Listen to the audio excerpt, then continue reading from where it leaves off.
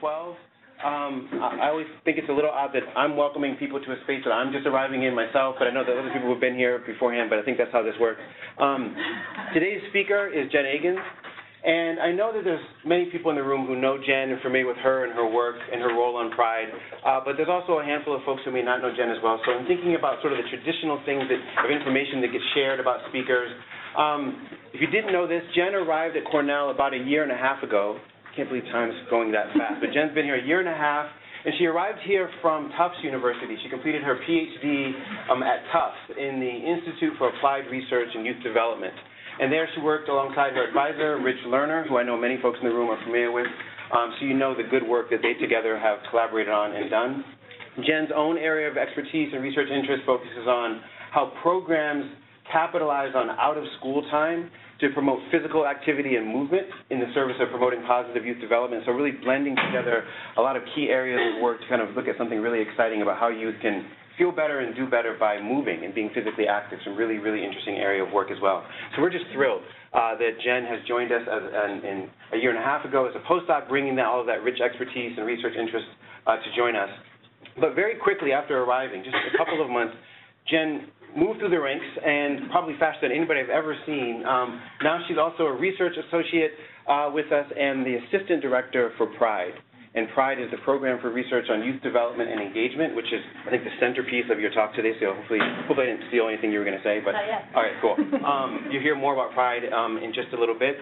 But we're thrilled to have Jen with us. One thing I probably should say, and I want to say before turning things over to Jen, is just a comment on my experience so far working with Jen, and something that I think is kind of remarkable and I want to share with you, and I hope that this doesn't embarrass you, Jen, but I've noticed something about Jen that I just think is, in some ways, peculiar.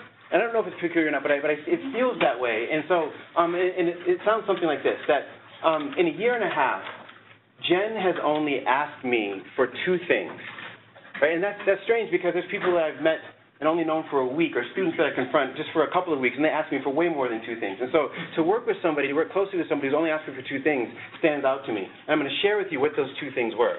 Okay, so the first thing that Jen asked me for, and this was just really early on in getting to know Jen and working with her, she asked me if I could do a better job responding to emails. Right? I think it's a pretty normative request, but she was like, when I put a question mark in the email, I really want to know the answer, or if there's an exclamation point in the subject, can you please not delete that email? And so I've had to learn what it's like to do these kind of things, and so I don't know that I'm any better at it, but I made note of the fact that you've asked me to do those things. That request, and the second one has nothing to do with emails.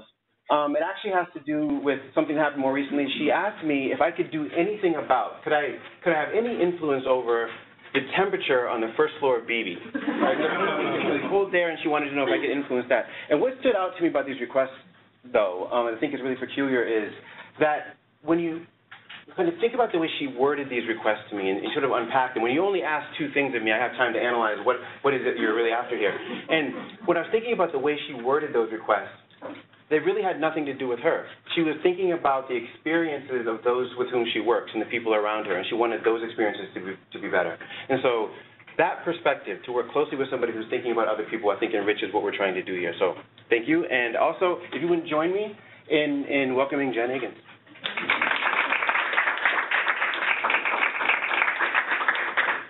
Thanks, Tony, and thank you all for coming. It's really exciting to see this much interest in the project that we have been doing. Make sure I'm going the right direction. So this talk is about the Program for Research and Youth Development and Engagement, so you'll be hearing a lot more about what that is. Won't quite give it away yet. But it's basically a new program trying to link research and practice. So that's what I'm going to be talking about today, is how we're doing that and what we're trying to accomplish. First, I'm going to introduce who's on our team. You've met me, you've met Tony, but there are a lot more people working on this who I want to acknowledge their work and their effort. And I'll talk a little bit about the history of PRYDE, where we've come from, what we're trying to accomplish, our progress in doing that, and then the next steps for the coming years, as well as some lessons learned so far. PRYDE is still a very new program, as you'll see, but we think that there are already some takeaways that are worth sharing in a situation like this. So the co-directors of PRYDE are Tony Burrow, who you just met, and Carl Pillemer, who is very sorry that he's not able to be here today. As Tony mentioned, I'm the assistant director. We also have Some key collaborators, Andy Turner's here in the room, the director of New York State 4-H, and Elaine Wessington and Jane Mendel are faculty members in human development who you'll hear more about their work, but these three, along with Tony and Carl, really made PRYDE happen, and I'll talk a little bit more about that in the history section. We also have two postdoctoral associates who are here, Susan Elmore and Rachel Sumner, sitting over there. You guys can wave. You can see who you are.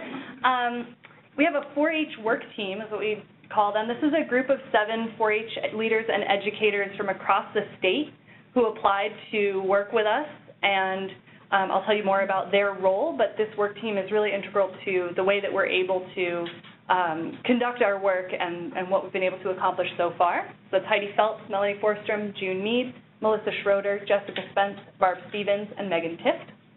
And we also have 7 PRYDE scholars. These are undergraduates. This year they're juniors in the College of Human Ecology. I'll also tell you more about what they're up to, but we're really excited about this program and about their involvement in PRYDE. That's Vanessa Chica, Sage Connor, Julia Lesnick, Rosario Mahano, Emily Rosenthal, Greta Sloan, and Monica Wassel. And then finally, doing the bulk of the work, we have 2 staff members involved in PRYDE, Nicolette Raynon and Marie Cope. Nicolette is here. I don't see Marie. So this is who I'm going to be talking about when I'm talking about the what. And this team is greatly expanded. So Tony mentioned that I've been here about a year and a half. I was the first person that PRYDE hired to be focusing 100% of my attention on this project, as opposed to the co-directors and collaborators who are also faculty members. As a director of New York State 4-H, they have other things on their plate. And then everyone else on this list has been hired really since January, and some of them since summer. So we're talking more about our growth in just a minute. But first, I also want to introduce New York State 4-H. How many of you in this room either work for 4-H or participated in 4-H at some point in your life?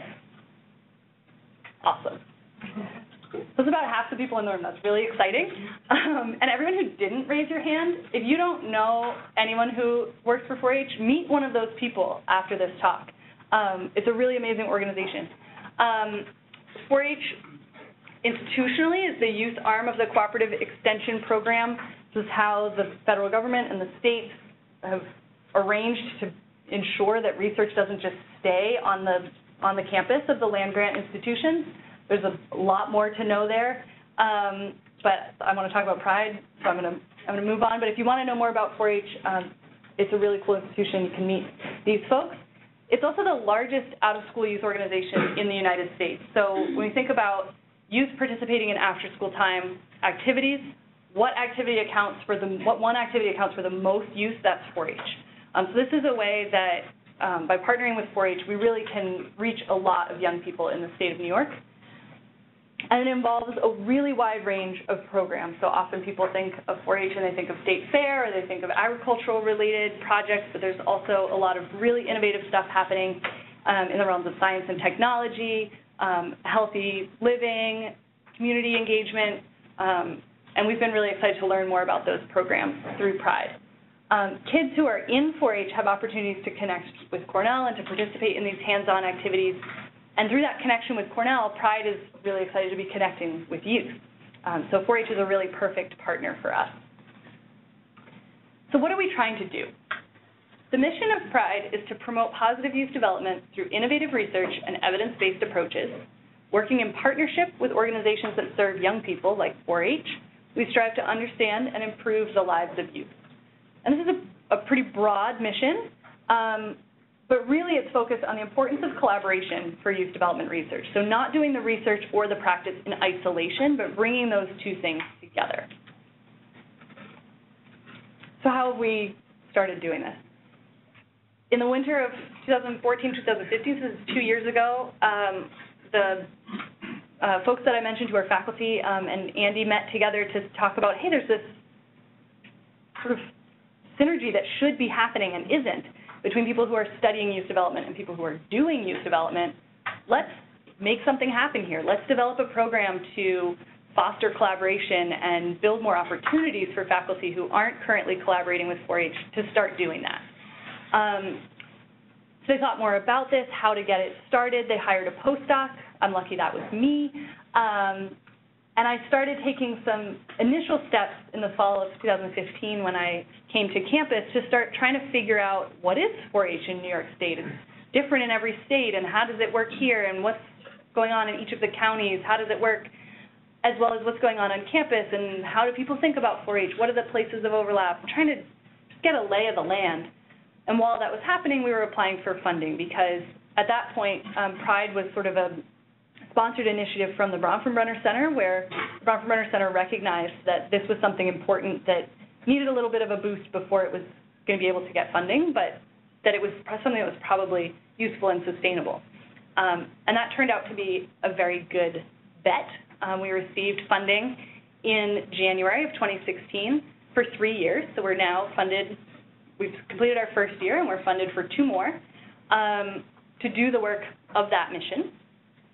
So we had our official launch in the spring of 2016. We started hiring all those folks that I mentioned. We recruited our work team. We started planning our PRYDE Scholars Program for them to begin in the fall. Brought in our postdocs this summer. So we've really begun digging in with our full capacity in this fall semester. So everything that I'm about to tell you about our work is aligned with this timeline where we've really just begun. You see these kids about to launch this airplane. That's sort of how I feel about PRYDE. We've been doing a lot of work to make the model and get it ready to go, but even though we've accomplished a lot, there's still a lot more that we want to do, and I think we have a lot of capacity to do that, as you'll see. So the what of what we're trying to do involves several areas of connection, right? We're trying to bridge campus and county, so how are we doing that? We want to support faculty engagement in youth development research, so bolstering the campus side. We also want to connect with more 4-H educators and youth, bolstering the county side. And then we also want to make sure that Cornell students are involved, right? Cornell is a university. That means that there's student education mission here, and we want to be part of that, making sure that Cornell students also have the opportunity to learn about translational research and to get involved in the community, not just sort of learning about things in the abstract in the classroom. I'm going to talk about each of these things in a little more detail. First, the work that we've been doing to support faculty engagement. We've been doing some work to build interest and sort of spread awareness of the importance of connecting campus and county and the importance of translational research. We did an inaugural event here on campus in the early spring where we brought in researchers and policymakers from outside of the Cornell community who are already doing some of this work, sort of elevate the platform, brought faculty and folks from off campus.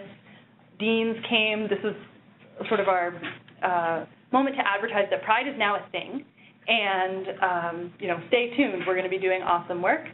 But we've also been going to national and statewide conferences, presenting work that comes out of PRYDE and work about PRYDE.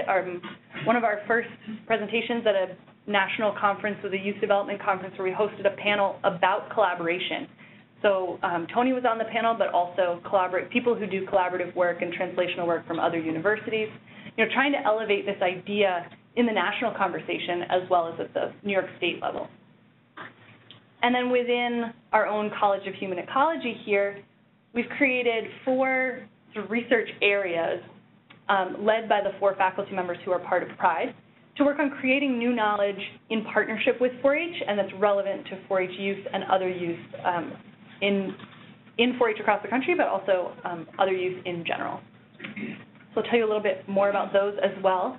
The project being led by Tony Burrow is about purpose in life. So a sense of purpose in life is a generalized intention to accomplish something. There's some variation in definitions around what the something should be, but the idea that not just a goal like I'm going to graduate from college, but a goal of what I want to accomplish in the world, what do I want to leave as a legacy, that type of generalized intention, has been found to be really good for people in a lot of different ways. And one of those ways is that they found that youth who are doing schoolwork, who write about purpose beforehand, are more engaged in that work.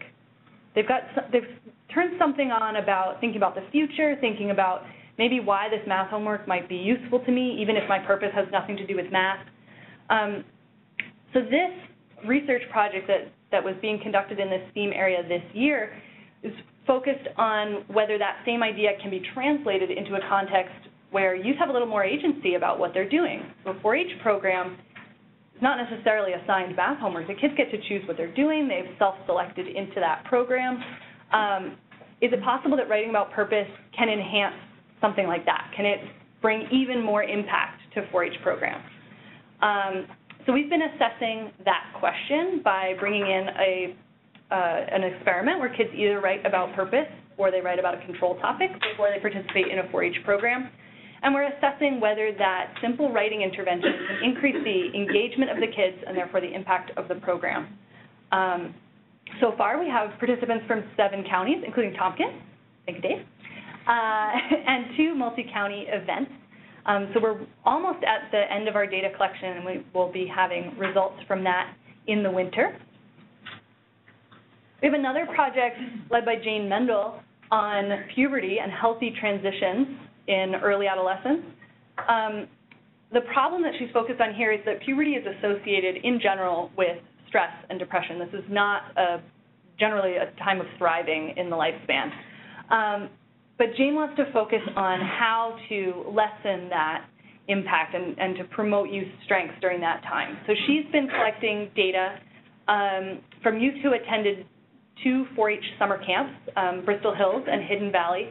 So far, she's studied over 300 girls, ages 9 to 14, and she started them with a similar type of intervention where they, instead of doing a brief writing task, they did something more involved. But they did an intervention based on writing, and then they had longitudinal surveys. So she has 3 years of data from these girls tracking their mental health and changes across puberty. And what she's found so far is that girls who are farther along in their pubertal development generally have lower well-being than girls who are earlier in that transition. So the farther you are into puberty, the worse off you are. Like, that's not great. But she's found that there's something that moderates that relationship, and it's that girls who ruminate, they think over their problems a lot, and girls who have a lot of sensitivity to rejection, they're worried that that their social environment isn't going to respond well to them. It's those girls that show the worst outcomes with this pubertal transition. So she's working on figuring out how to disseminate this information in a way that will be helpful to programs so that people can learn how to think about these 2 pathways. You know, if girls can learn to think in more adaptive ways, that maybe they can sort of overcome some of these difficulties during puberty. So she's working on that. Carl Pillimer's project is on intergenerational connections. The problem here that he's focused on is the increasing social divide between generations. So children and older adults, for example, outside of the family context, don't often have opportunities to interact and develop relationships with each other. So he's working on building programs that can create more connections across generations. And one of those programs he's called Building a Community Legacy Together. He's done several rounds of piloting of this project. And he's now, through PRYDE, working on a randomized control trial. He's got 3 counties, Orange, Seneca, and Jefferson, involved in this randomized control trial. And the project here is that the youth practice interviewing skills. They learn about how to design and conduct an interview, follow-up questions, all of that. And then they get to interview an older adult about the wisdom that they've gained across their life. Then the youth come back together, synthesize that knowledge. What did we learn from all of our different interviews? And they work with the older adults to give a community presentation, sharing the wisdom from the older adults that the young people learned. So the pilot studies have been well received. The youth and the older adults perceived gains from participating in it. They enjoyed it. And they're looking forward to getting the results of the randomized control trial as well to see how much impact this has, especially on ageist attitudes, so kids sort of feeling like older adults, like meh, and vice versa from the older adults. That they want them to have positive attitudes about people in these other generations. And then finally, we have a research project area on productive social media use. This is led by Elaine Wessington, and she's brought in a collaborator from the communications department, Natalie Bazarova, to focus on how social media can actually be used productively and to promote health. So we see areas where adults and young adults are using social media to, for example, track my run and how many calories did I eat, to promote, healthy living. But how do we get younger people involved in productive social media use? So Elaine has been starting from the ground up with this project. She's been working collaboratively with 4-H to discuss what social media projects exist already in 4-H, what social media projects could exist in 4-H, as well as conducting an extensive literature review of evidence-based programs to promote productive social media use, to then bring back to 4-H and say, are any of these going to be useful to you? What should we implement? And then she'll be working, again, collaboratively with our work team and other partners in 4-H to design and implement a study. So these 4 faculty projects represent the bulk of our efforts to support faculty engagement in this first year. And what's important about this is that they're all in different stages, right? Elaine's is sort of in the fact-finding and figuring out capacity stage, whereas Carl's doing a randomized control trial, and Jane is in data analysis. And that's really important to us because one of the things that PRYDE wants to know overall is not just the answers to each of the research questions of these projects, but how can faculty work with 4-H as a system. So each of these projects is sort of its own piece of a larger research question where we're gathering data about what worked and what didn't. How did this communication work? How did you develop that partnership? What did it take to get this data? All of that sort of meta information that we're learning from these projects is really valuable and benefits from the different stages that these projects are in, the different forms of data collection that they're using, different types of research that they're doing. So that's sort of our first area.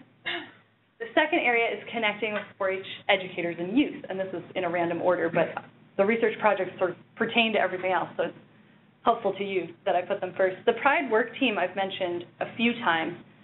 These folks are incredibly valuable. They've been providing feedback on all of those 4 research projects, both advice on how to, hey, we're having trouble with data collection, what should we do? How do we disseminate this?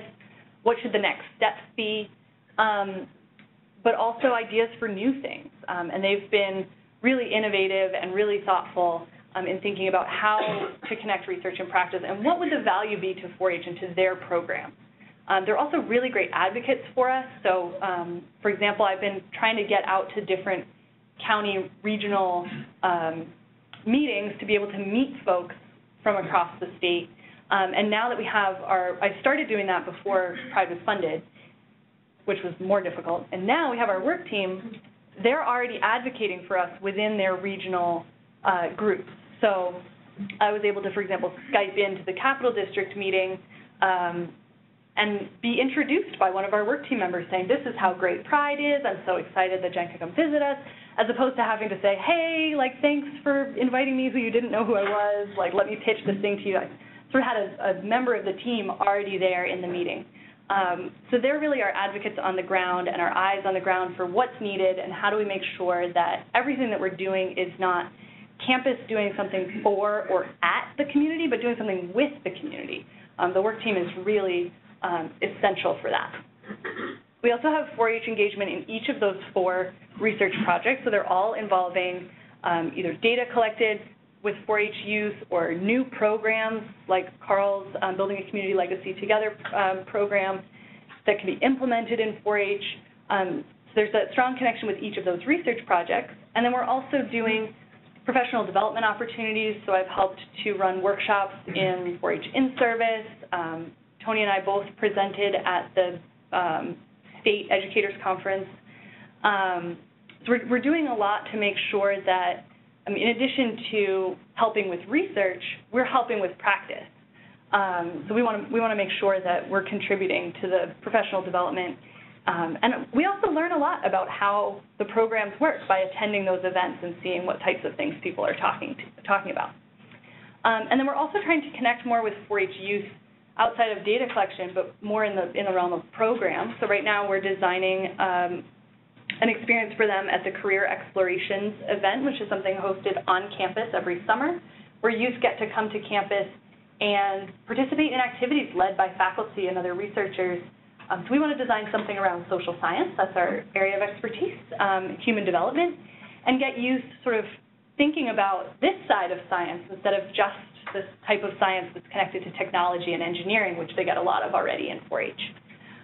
We're also trying to think of other ways to connect with 4-H youth and make sure that we recognize the potential to contribute to them directly, not just through the professional development of the educators. And then finally, the third group that we're connecting with is Cornell students. So in this picture, the folks who are seated in the front are our 7 PRYDE scholars. They're all women because that's who applied. It's not a selection thing.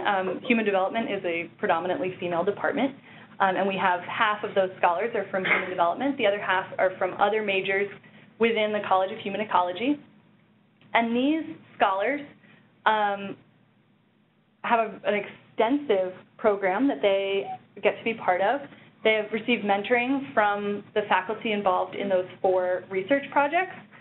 They get to participate, so each of them is placed with one of our faculty.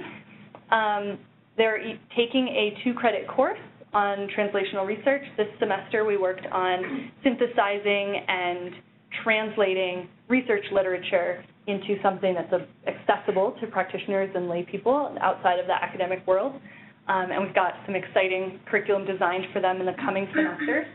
They also receive stipends for those semesters and for the summer to enable them to be able to do this work, as well as travels for conferences, because we want to make sure that they're getting exposure to the professional world of researchers as well as the professional world of practice.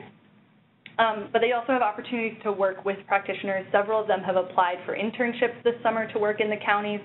And our work team, who I've been telling you so much about, one of the things that the ideas that they had that was so innovative is we told them about this PRYDE Scholars Program, and they said, well, that's really cool. Can we mentor them? Like, yeah, sure, that's great. I didn't know you would be interested in doing that. Oh, yeah, we definitely each want a PRYDE Scholar. Conveniently, there's 7 of both, just a coincidence. But the scholars then wrote a little thing about themselves, and the work team was able to match themselves based on interest. Oh, we want that one in our county because her interests are completely aligned with this project that we're trying to do. So we see a lot of potential there for those relationships to grow into projects where the scholars and their faculty mentors can work directly with their county mentors through 4-H. We also have, to do this sort of backwards, we also have student engagement in the PRYDE research areas outside of these scholars. So each of the faculty members who are doing these projects also have other students, graduate students and other undergraduate students working with them on these projects. So the opportunities to be involved with PRYDE exist outside of this program as well. So that's what we've been doing this year. We've also been making progress in developing infrastructure. So I told you about all the new hires we've made this year. You have the opportunities to meet with them after this talk. We've also built a website and other systems for communication and media exposure. If you want to follow us on Twitter, we're at PRYDE Cornell. We have a Facebook page. And we have a YouTube site, which only has a couple things on it, but those things are pretty cool. One of them is a video that introduces our faculty and introduces the ideas of what we're trying to do. So if you want like a 4-minute version of this talk that was made prospectively instead of retrospectively, we made it at the beginning of the year, that video is really a great synopsis of what our mission is. And that's on YouTube if you look for the Program for Research on Youth Development and Engagement. We've also been really developing our networks and working on conducting this research to get ourselves in position to do the dissemination that we want to be able to do. And also, I mean, the main goal of PRYDE is not just to support these 4 faculty research projects, but to use those 4 research projects as examples that we can then leverage to help other faculty who may want to connect with communities of practice to say, well, what we've learned from these 4 projects is do it this way, do it that way. So, and I'll talk about that a little bit in just a second, what exactly we've learned so far. But in order to be able to do that, we have to have conducted the research, and we have to really have those strong networks. We want to make sure that the folks that we're connecting with in the field are also prepared and also know what to expect from us and can tell us what they need so that we are able to connect them with researchers that can really be valuable to their program. We've also been developing new projects and conducting research. So we have these 4 areas. We also just received in October a Hatch and a Smith-Lever grant. So our Hatch grant is related to the purpose theme area. It's being directed by Rachel Sumner, focused on purpose in life and how 4-H educators work to support purpose in life in 4-H. So we think it's happening. We think 4-H might be promoting purpose in life, but we don't know how, so we thought we'd ask the people who are doing it. So Rachel's been working with our work team to design focus groups. They've been really collaborative in designing what the questions are, where to ask those questions to make sure we get a good scope of 4-H across the state. And she'll be starting to collect data around that in the winter. And we're also developing this Smith-Lever project, which is a needs assessment. So we'll be conducting research, asking faculty and asking 4-H educators and volunteers about their collaboration experiences to really find out what's happening and what do people wish was happening, so we can really start to target the types of tools and resources that we want to build capacity for collaborations. We need to know what's happening already to know what's needed. So those are some exciting new projects that are just starting. Which leads us to next steps. In the area of faculty engagement, we have those ongoing research and projects in existing theme areas. We have those new federal capacity funds, the Hatch and the Smith-Lever. We also have postdocs now, so we'll be having new projects related to the interests of our postdocs and building that into more examples that we can draw on to learn about how to collaborate. So one example of that is a study led by one of our postdocs that's an online study. None of our faculty is doing online research directly with 4-H youth, so we're learning a lot about how to manage consent forms and how to make sure that the youth are the ones actually getting the survey. These are all great opportunities to learn about collaboration and to learn about infrastructure that we can then pass on that knowledge to other researchers and say, don't worry, we've already tested this. Here's how we recommend you do it. And those tools to assist non-PRYDE faculty in working with 4-H is the major outcome designed into the Smith-Lever grant. So that will be a systematic study of what we've been doing and how to translate that out to other collaborations.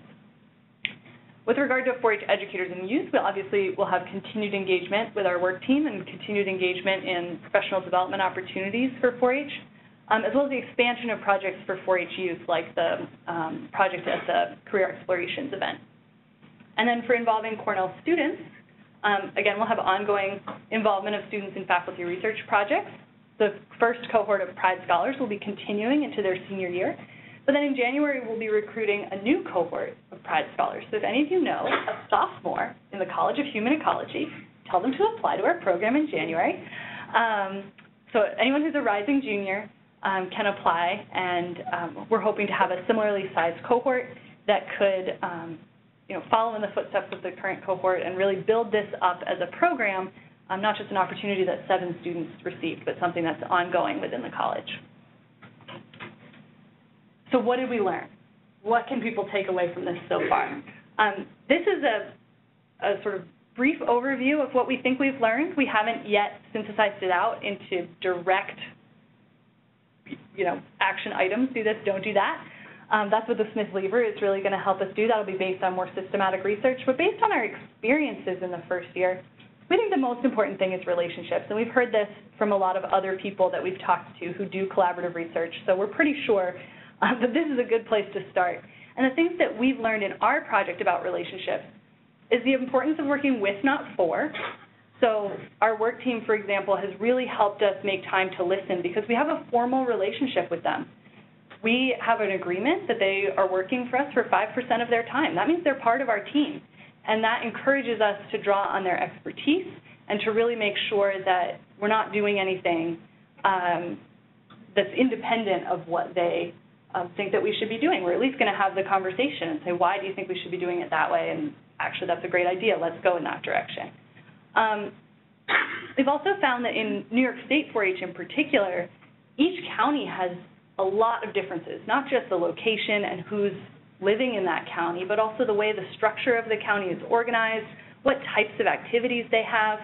So any given project might find a home or a fit in a certain county and not find a fit in another county. So we need to learn how to shop things around and find out who has the capacity and the interest right now for this project, or who could build that capacity in a couple months, and who says, oh, if you'd asked me a year ago, that would have been perfect, but not right now, right? So partially it's not getting discouraged when somebody says that, but also knowing that there's opportunities across the state and talking to more people to find out where those are.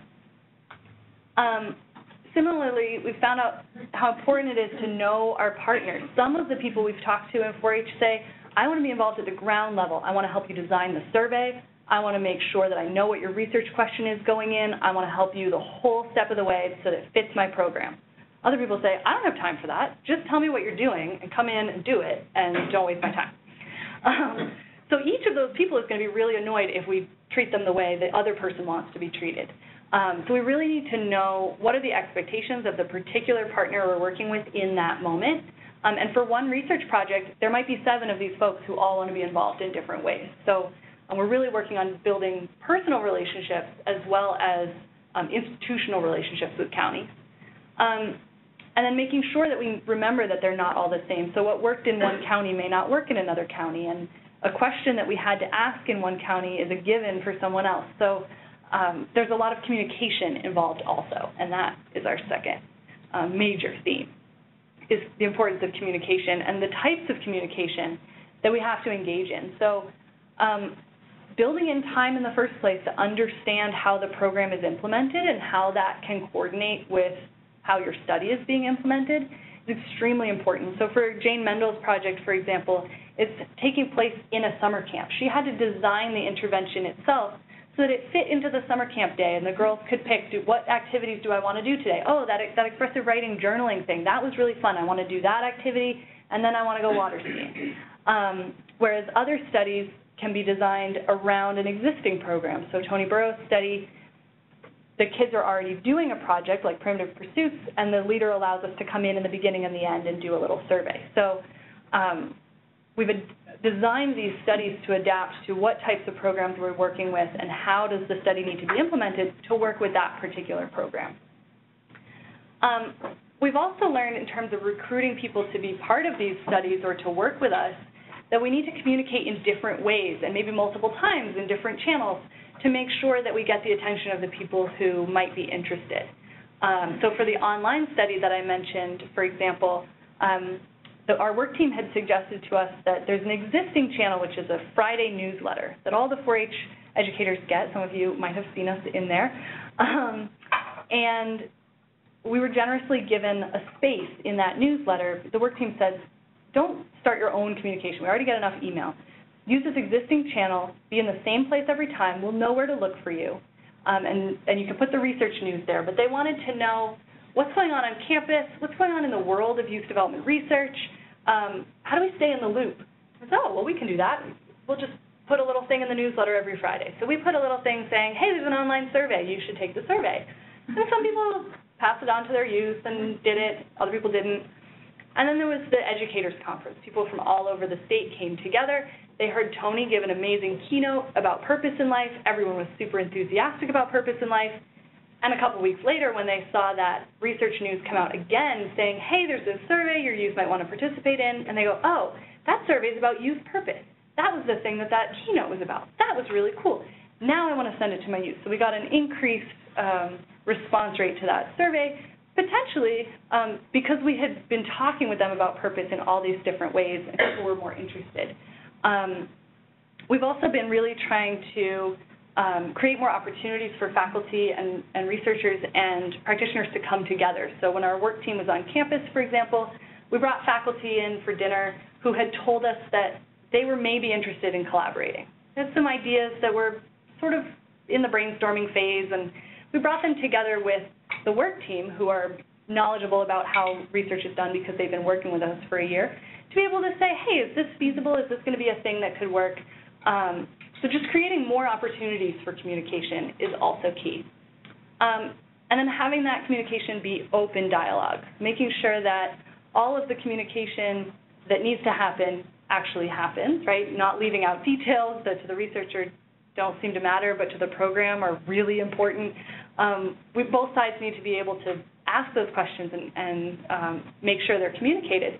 But also that sometimes the person you're talking with about implementation of this study is not the person you need to talk to about how the county is going to get paid for doing this study.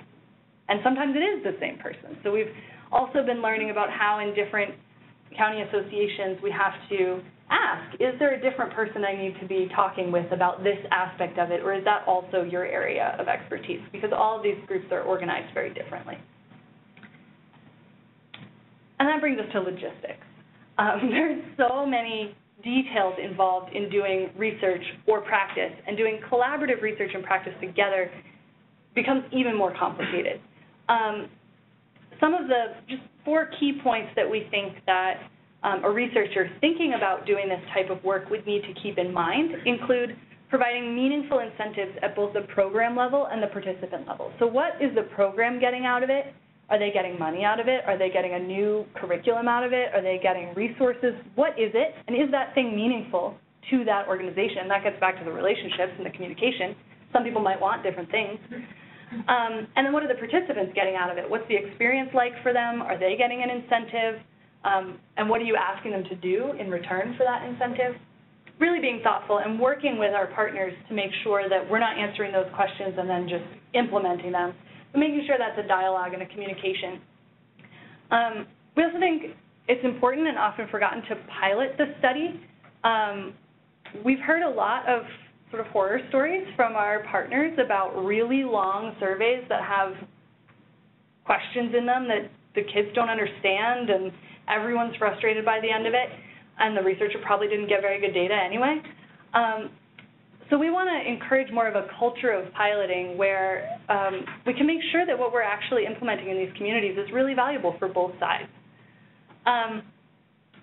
And then to make sure that value actually gets out, ensuring that partners get reports and updates on progress. We've also heard partners saying, when we say, oh, we'll send you a report about your county in particular, and then we'll also send you this overall report, they say, oh, really? No one else has ever done that for us before. Or people saying, hey, we saw this report, can we have something similar to that? You know, this other project gives these awesome updates, and they put all this stuff on their website. Are you going to have something like that for this project? Are you going to be disseminating in such a practitioner-friendly way? We often get examples of the Act for Youth project, for example, how this website and Janice Whitlock's project is the same. These websites are so practitioner-friendly that you can actually find information that you want there. When we have these 4 research areas and they have findings to disseminate, can you do it like these other programs are doing it? So we're also trying to learn from our colleagues here in the BCTR about that. And then finally, to prepare for things to be messy and to be ready to roll with that.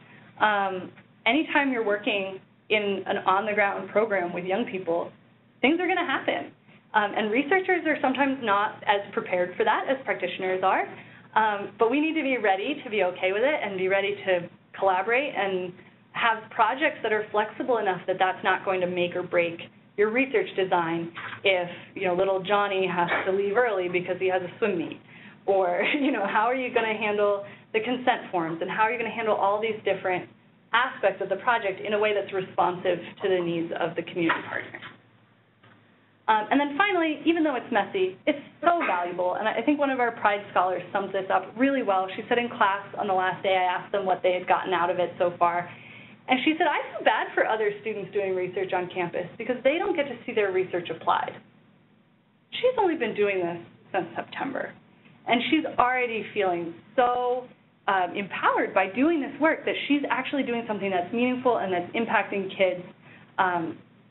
And I just think that this is a great summation of why we bother to do all this work that's so hard on both sides, because it really makes the research more meaningful and it really can have an impact on young people and on programs. So with that, I'd be happy to take more questions about this project, and thank you for coming.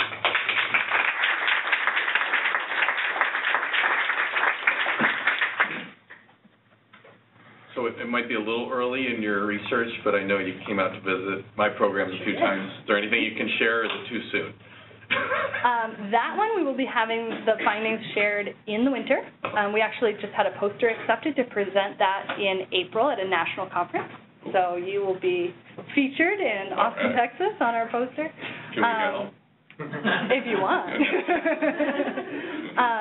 But yeah, those findings will be coming out this winter and for the overall study. Yeah. Other questions, large or small? I can't have been that comprehensive. Sort of a process question. Totally. In the startup year, I was trying to think of the chicken egg of the research project ideas, and also what the programs are interested in. And in the startup year, was it more sort of with the egg, the research projects, and then sort of finding programs that would be interested in those, or have you gotten to the place yet where Yes, the researcher says, oh, that's a good idea? Totally, yes, and. So in the startup year, we've based our proposal for the funding on work that the faculty were sort of already interested in doing, and that's connected with their existing interests and research paradigms, which is, if we're going to translate this out to other researchers, realistic, right? A researcher isn't just going to hear something completely unrelated to their work and go, oh, let me drop everything that I've been doing for the last 20 years and focus on that, right? They're going to say, well, here's what I do. How is that related to what you need? So we wanted to model the realistic case there about faculty come with interest. But we have a diverse enough set of projects, we think, that most of the people we've talked to have found something interesting in at least one of them. And then the interesting thing comes when we start having those conversations. So, for example, all 4 of our projects presented posters at the Youth Development Research Update, which is an opportunity for practitioners from around the state to come to Ithaca and learn about research happening at Cornell. And at that poster session, we had them go around and talk with the researchers. The researchers got to solicit some feedback. So the social media project, for example, learned a lot about how important the inclusion of parents was to practitioners. They were thinking about youth involvement in social media, and they were hearing a lot about, but are you going to include parents in your project? Okay, yes. Yes, we can do that. Or the purpose study had already been thinking about what the research question was, but we learned a lot about how to implement that, or who was maybe interested, what types of programs could we work with. And then now that the programs have been going on, that was in the spring, we had our work team on campus in November, and we had about an hour for each of those theme areas where the researcher came in and said, well, here's where we're at.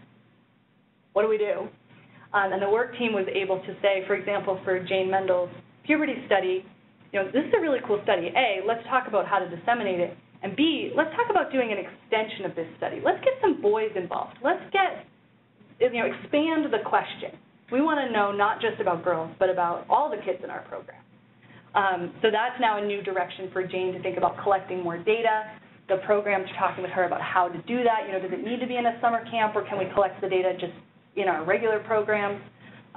So it's becoming a lot more iterative as these relationships develop and as the work goes on. Yeah. Is there a question over here? Couldn't tell the Cornell. No question, but thank you for doing all of this work. It's going to directly help me do my work better. Awesome. So, can you tell me a little bit more about? I work with youth. Yeah. I'm a program educator out in Lansing. Awesome. So middle school. Cool. Yeah. Thank you for working with the young people. And anyone who's here who does directly work with young people who wants to be involved in any of these projects, I have business cards up here if you want to think about how to directly be involved, or if you just want to get on a mailing list where we'll update you, or remind me again what that Twitter handle was, that kind of thing. Because we'd love to be developing new relationships as well as the ones that we already have. Other comments, questions? So what do you think your biggest challenges are in doing this work? That is a great question. Thank you. I think the biggest challenge is that even though an individual researcher or an individual practitioner might be really enthusiastic about collaboration, the institutional structure of both research and practice is generally not set up to support that, right? So working in a program, you have this much program to deliver and this much paperwork to do and this much other stuff that randomly falls on your plate.